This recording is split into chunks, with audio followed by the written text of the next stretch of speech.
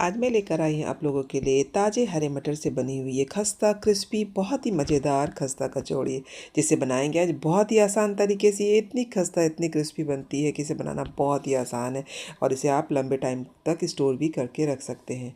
तो इसके लिए हमने यहाँ पे लिया है 1 कटोरी मैदा, इसमें डाला आधी चम्मच नमक, थोड़ी सी डाली अजवाइन और 2 चम्मच भर के हमने डाला है घी और इसे डालकर अच्छी तरह से मिक्स कर लेते हैं। घी डालने से इसका मोयम काफ़ी अच्छा और खस्ता क्रिस्पी बनता है। तो चलिए हमने इसे अच्छी तरह से मिक्स कर लिया, मुट्ठी बांध के देखा, देखिए मोयम कितनी अच्छी तरह से हुई है। अब इसमें थोड़ा थोड़ा पानी डालते हैं और इसका एक नरम मुलायम डो तैयार कर लेते हैं। और ये लीजिए हमने डो को अच्छी तरह से मसल कर तैयार कर लिया है। तो डो को हमने अच्छे से मसल लिया। अब इसे ढक देते हैं और ढककर से कुछ देर रेस्ट करने के लिए रख देते हैं। और चलिए इसके लिए स्टफिंग तैयार कर लेते हैं। हमने यहाँ मिक्सर जार लिया, यहाँ पे डाला थोड़ी सी अदरक, 2 हरी मिर्ची, इसे तोड़ लेते हैं, तोड़कर इसे डाल देते हैं। और इसके साथ ही हमने यहाँ पे लिया 1 कटोरी ताज़े हरे मटर और इसे बिना पानी का हमें इसे दरदरा पीस कर तैयार कर लेना है।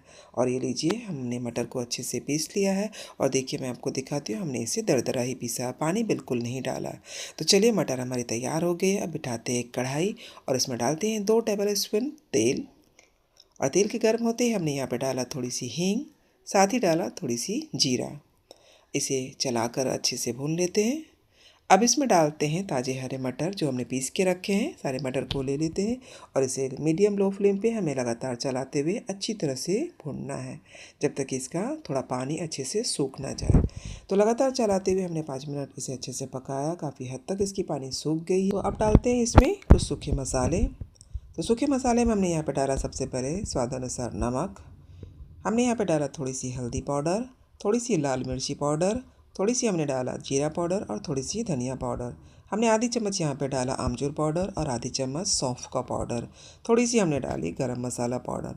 बस इन सब को अच्छी तरह से लगातार चलाते हुए अच्छे से मिक्स कर लेना है और इसके पूरी तरह पानी सूखने तक हमें इसे पका लेना है। और ये देखिए हमने इसे लगातार चलाते हुए पूरी तरह से इसे भून कर तैयार कर लिया है और इसका पानी पूरी तरह से सूख गया है। अब जब इसे उठाकर थोड़ी से अपने हथेलियों में घुमाएंगे ना तो ये गोल गोल बनने लगेगा। तो चलिए हमारा स्टफिंग तैयार हो गया। फ्लेम को ऑफ किया और इसे प्लेट में फैला देते हैं जिससे कि ये थोड़ी देर ठंडा हो जाए। जब ये ठंडा हो जाएगा तब इसकी गोल गोल लोई बनाकर तैयार कर लेंगे। और ये देखिए हमने इसे ठंडा कर लिया है। अब इसकी गोल गोल स्टफिंग के लिए लोई बनाकर तैयार कर लेते हैं। अगर ये गोल गोल बनाकर तैयार कर लेंगे तो हमारा कचौड़ी का स्टफिंग काफ़ी अच्छी तरह से बन पाएगा। तो चलिए हमने इसे सारे गोले को बनाकर तैयार कर लिया है। अब आटा को भी थोड़ा अपने हाथों से मसल दिया और इसकी भी एक रोटी के साइज़ की सारी लोई बनाकर तैयार कर लेते हैं। और चलिए अब एक लोई लेते हैं और इसकी एक पतली रोटी बेल कर तैयार कर लेते हैं। और हमारी ये कचौड़ी बननेगी आज कई लेयरों वाली। तो चलिए इसे बेल कर हमने तैयार कर लिया। उसके ऊपर थोड़ा सा ऑयल लगाया, सूखा मैदा छिड़क दिया। अब इसे पराठे की तरह हमें दोनों साइडों से हल्का हल्का मोड़ देना है। और ये देखिए दोनों साइडों से हमने मोड़ दिया। इसके ऊपर फिर से तेल लगाते हैं और सूखा मैदा छिड़क कर हमें इसे एक बार और पलट कर मोड़ देते हैं और इसे अपने हथेली से दबा देते हैं। और दबाने के बाद हमें इसे ऊपर से पकड़ते हुए रोल रोल करते हुए पूरी तरह से इसे मोड़ देना है। और हमने इसे चाकू से 2 टुकड़ों में कट कर दिया और जिस अंदर का भाग जो था ना वो लेयर वाली उसे बाहर रखते हैं और बाहर वाले भागों को थोड़ा बेलन से बेल कर हल्का फैला देते हैं और इसके ऊपर मटर की स्टफिंग डालकर अच्छी तरह से इसे सील कर देते हैं और अपने हथेलियों में गोल गोल घुमाते हुए इसे अच्छी तरह से पैक कर लेते हैं। और चलिए हमने इसे अच्छे से बंद कर दिया। अब इसे हल्का हल्का दबाते हुए हमें इसे थोड़ा फैला लेना है बस। और ये लीजिए हमारी पहली कचौड़ी तैयार हो गई है।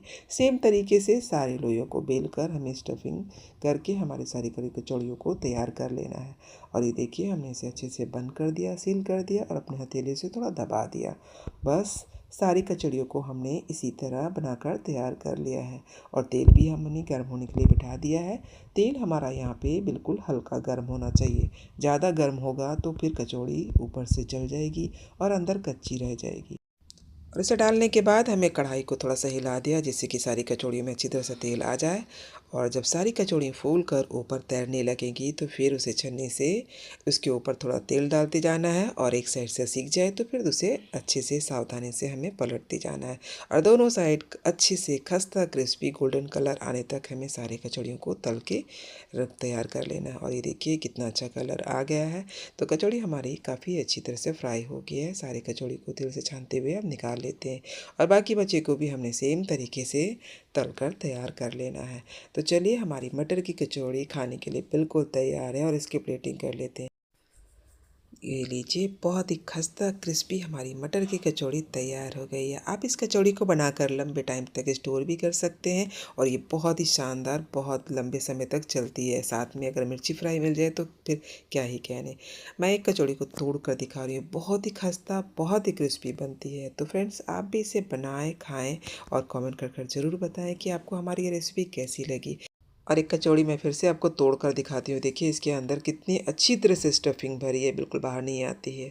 और मैंने इसे सर्व किया है हरी धनिया की चटनी और इमली की चटनी। आप इसे अपनी मनपसंद किसी भी चटनी, केचप या चाय के साथ इसे एंजॉय कर सकते हैं। तो फ्रेंड्स, रेसिपी पसंद आई होगी तो प्लीज़ इसे लाइक करना और इसे ज़्यादा से ज़्यादा शेयर करना। और अगर आपने हमारे चैनल को अभी तक सब्सक्राइब नहीं किया है तो प्लीज़ मेरे चैनल को सब्सक्राइब कर लेना। फिर से मिलते हैं एक नई रेसिपी के साथ, तब तक के लिए बाय बाय।